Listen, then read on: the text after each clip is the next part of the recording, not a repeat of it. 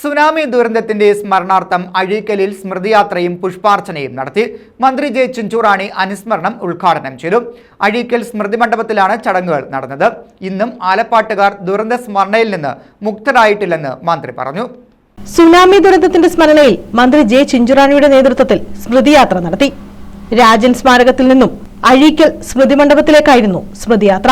തുടർന്ന് മന്ത്രി ജെ ചിഞ്ചുറാണി സ്മൃതി മണ്ഡപത്തിൽ പുഷ്പാർച്ചന നടത്തി. തുടർന്ന് നടന്ന അനുസ്മരണ സമ്മേളനം മന്ത്രി ജെ ചിഞ്ചുറാണി ഉദ്ഘാടനം ചെയ്തു.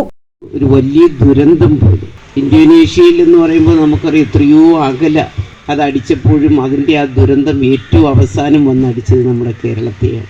246 പേരാണ് കേരളത്തിൽ നമ്മുടെ ഈ സുനാമിയിൽ നമ്മുടെ ജീവൻ നഷ്ടപ്പെട്ട ആൾക്കാരുടെ എണ്ണം എടുത്ത് പരിശോധിച്ച് നമുക്ക് മനസ്സിലാകുവാൻ സാധിച്ചു.